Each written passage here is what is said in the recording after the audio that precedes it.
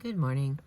Continuing with the surviving parent and the parent who looks to a child for friendship and love. The death of a parent and a spouse is such an overwhelming event that all the usual rules of family life are temporarily suspended. Parents do not behave like parents.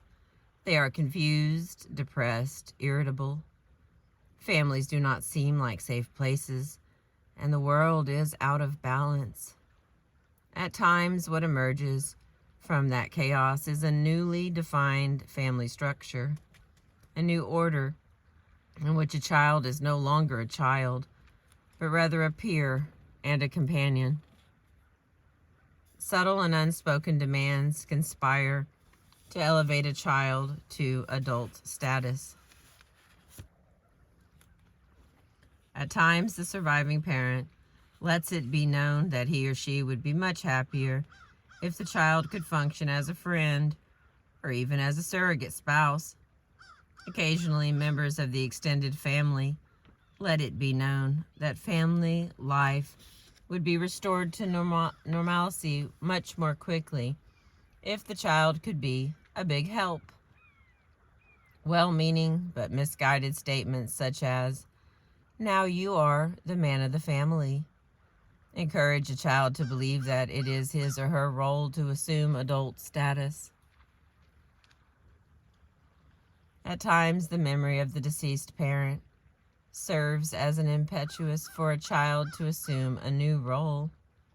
The child either believes that mom or dad would like it that way, or else the child tries to identify with the functions and behaviors of the loved but gone parent.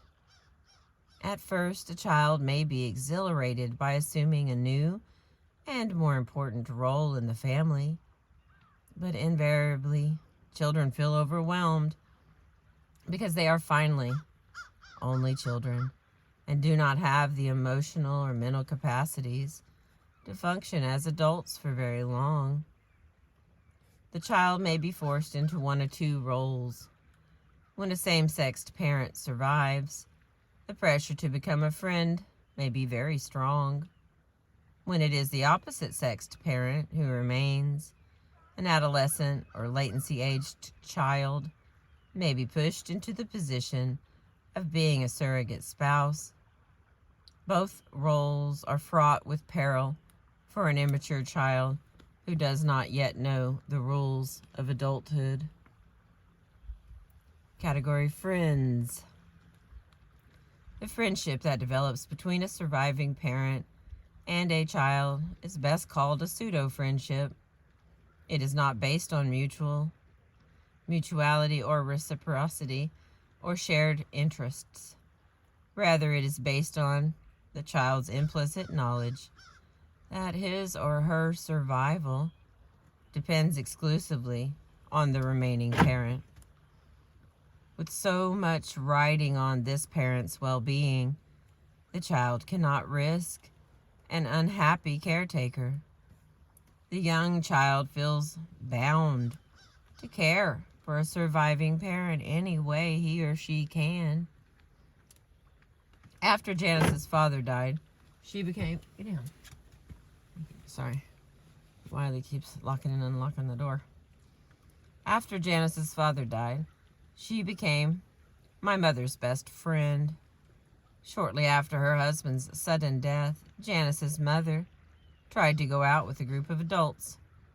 Her first foray into the singles world was not successful.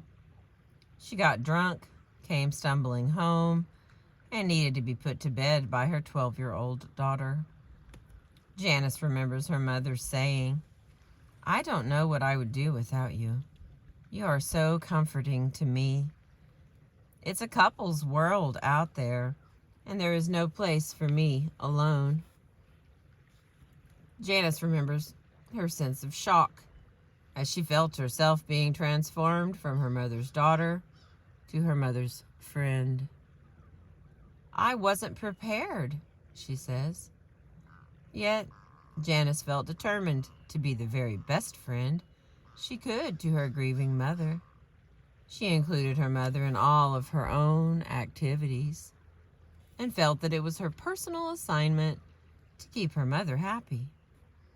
I tried to keep her busy because I knew that if she wasn't busy, she would get depressed and be very sad. The first Christmas after her father died, Janice remembers being preoccupied with her mother's mood. Every time a favorite carol was sung or a special present opened, Janice would lean toward her mother and ask, "Are you happy now?" In addition to being a good friend, including her mother in all of her activities and her social outings, Janice tried to be a problem-free friend.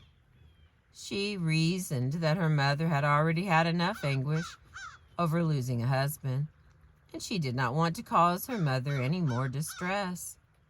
Obviously, this evolved into a very unnatural friendship.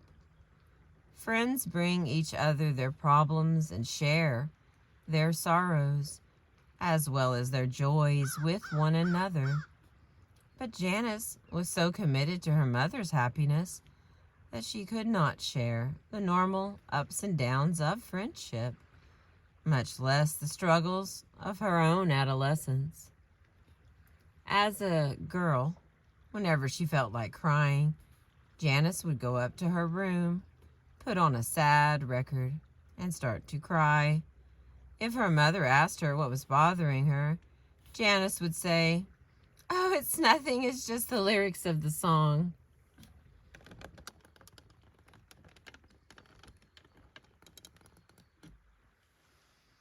At times, the model of friendship evolves into one of lifelong companionship. Some daughters feel that they can never leave their mothers because their mothers have made no other friends and will be lonely and sad if they move away. One woman described living with her mother until she herself was well past 30. This was despite the fact that she had married, had a child, divorced, and was engaged to another man. She continued to be her mother's daughter. She says quite thoughtfully, "My mother's only identity after my father died was as a mother. I felt that I could not take that away from her." This woman was willing to sacrifice her own independent life in order to continue the mother-daughter companionship that allowed her mother to feel she was a valuable and worthwhile person. Regrettably, these pseudo-friendships are often filled with guilt and resentment. Whenever a daughter moves out on her own, she experiences a sense of guilt at leaving her mother behind. A number of women who had developed these dependent relationships with their mothers felt guilty if they did not call their mothers every day. Some of these women lived a great distance from their mothers, yet they each felt obligated to make the daily call in order to continue the illusion of close connection with a mother they imagined to be sad and lonely. Some adult children who have developed these companion relationships feel angry and resentful. One woman who is now in her 40s and has not missed a day of talking to her mother in her entire life feels burdened by the responsibility she has assumed for her mother's happiness. The calls to her mother invariably include some complaint on her mother's part, which the daughter feels obliged to fix. "My main function is to entertain her and make her happy. I fight against that constantly because I don't think it's natural or healthy." Another woman felt resentful at having to share the stories of her life with her mother. It seemed as if she was living for two, that she needed to have an abundance of adventures because her lonely mother lived vicariously through her daughters escapades in the world. Although it is certainly possible for companion relationships to develop between fathers and sons, just as they evolved between mothers and daughters. Most of the people in my sample who participated in these pseudo-friendships were mothers and daughters. There may be two unrelated explanations for this. One, arithmetic, and other cultural.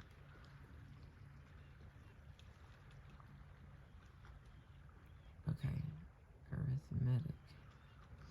Women are more likely than men to be widowed. Consequently, more mothers are left alone, and these women are also less likely than men to remarry. Secondly, mothers and daughters as women both participate in the mythology of the dutiful daughter. The dutiful daughter is a cultural icon of idealized womanhood.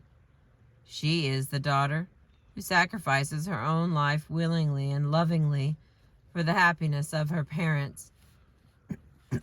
Excuse me. It is almost impossible for a woman to be raised in this society and not to have been introduced through folklore, mythology, or popular culture to the image of the self-sacrificing, dutiful daughter. This mythological image is certainly one of the factors that guides a daughter's choice as she decides to assume the role of friend and to make herself the keeper of her mother's happiness. Here comes that sun. The next section, surrogate spouses. If a child over the age of 10 is left with a surviving parent of the opposite sex, the temptation is strong to engage in a pseudo-couplehood.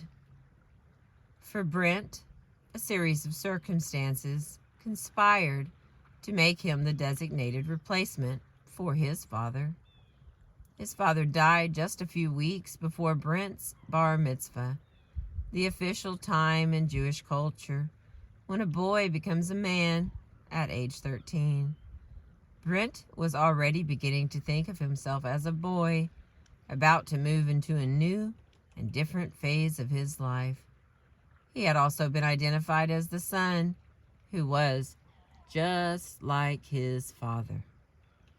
In fact, when guests greeted him at his bar mitzvah, many commented on how much Brent looked like his father and how lucky his mother was to have him as a son.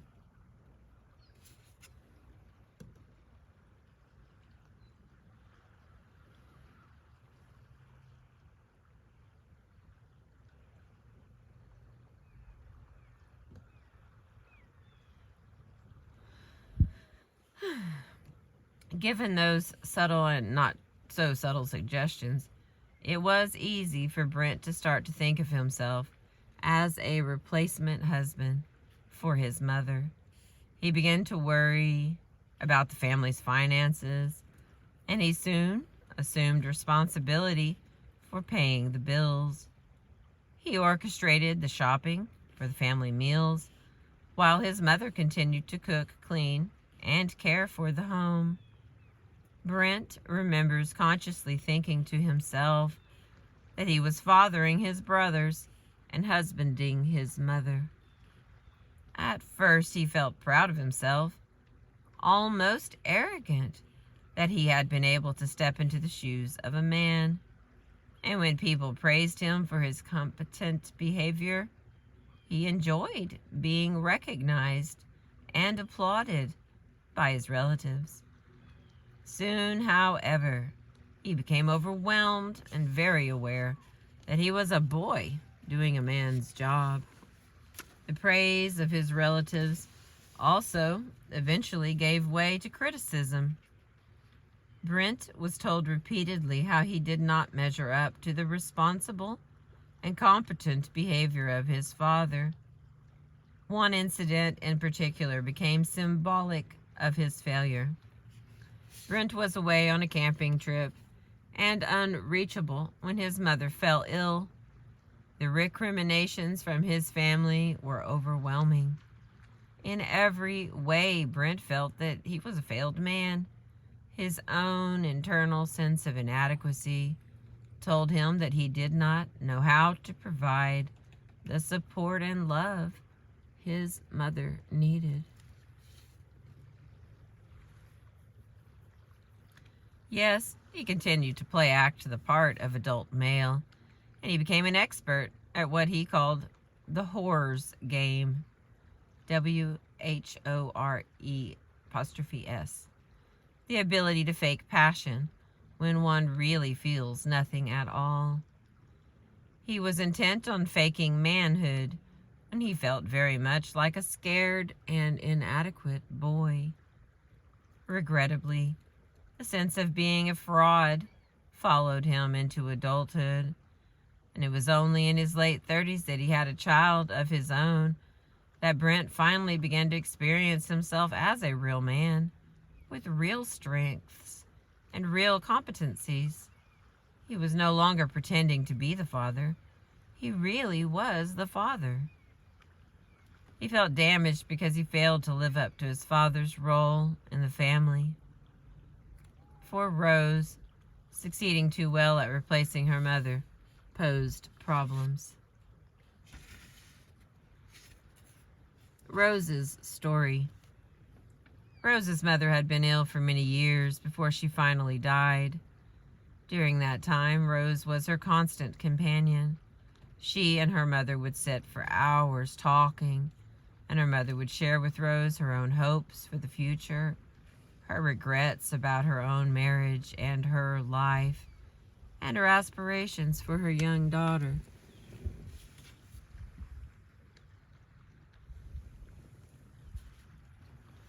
Rose's father was a stern and critical man who was verbally and physically abusive to Rose's older siblings. Rose always felt that her father left her alone because of the special relationship she shared with her mother. In the last years of her life, Rose's mother suspected that her husband was being unfaithful. She took her youngest daughter into her confidence and asked Rose to become her ally and her spy. Rose and her mother would talk for hours about her father's indiscretions, and Rose became her mother's eyes and ears around the house. Although her mother had been sick for years, Rose never believed her mother would actually die.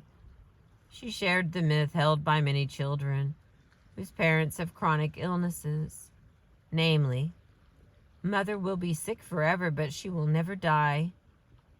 When Rose's mother actually did die, Rose, a girl of 17, found herself living alone with a man who felt like a stranger.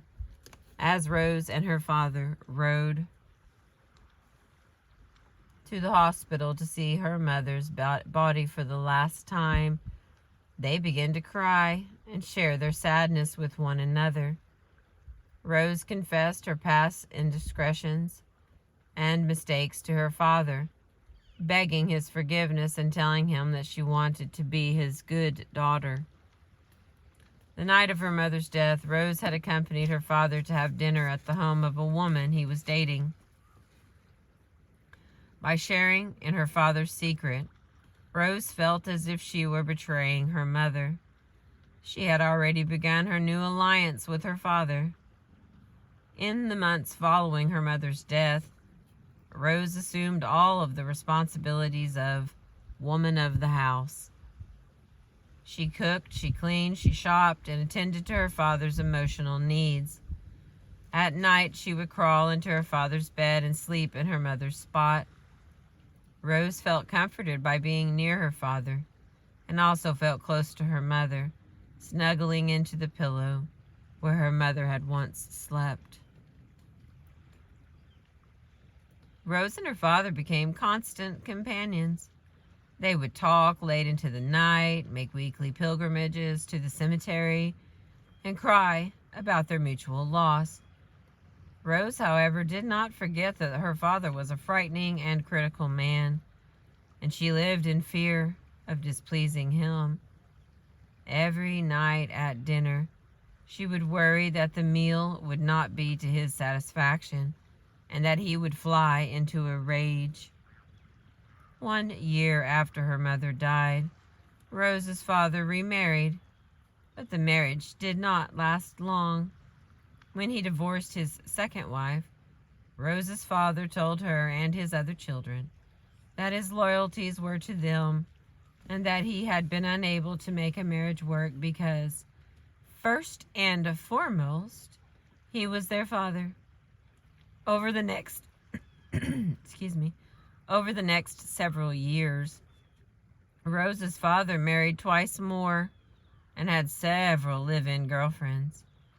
Each time his children, now adults themselves, would give him their blessing, but each time they would nod knowingly at one another, secure in the belief that their father's attempt to build a new life for himself would fail, because as he had told them, they were all more connected to one another than they would ever be to anyone else.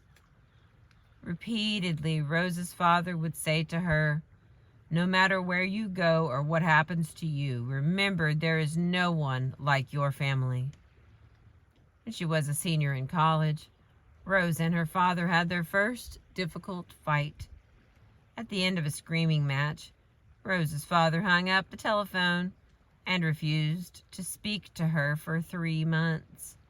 Rose was devastated and likens her feelings at the time to those of a lover having had a tempestuous quarrel.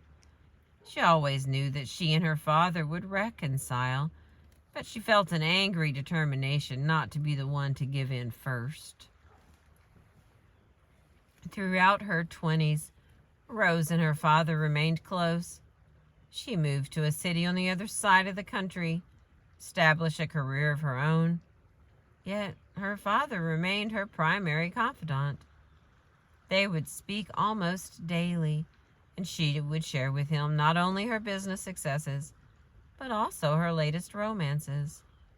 Not surprisingly, none of her relationships ever developed into anything other than casual flings.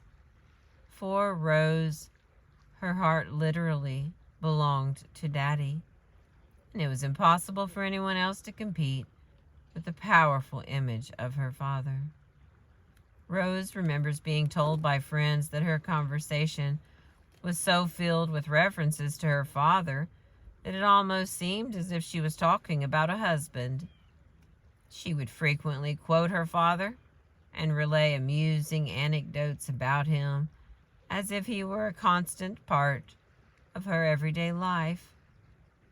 Rose never felt a lack at not having a partner of her own. She always felt satisfied by the closeness and connection she shared with her father. When Rose was 35 years old, her father died suddenly. She remembers being absolutely devastated. Now she was without a parent, completely on her own. And for the very first time, Rose began to consider the nature of her connection to her father. She had lost not only a father, but a substitute husband as well. And she felt completely unable to move on with her life. Her own mourning lasted for many years.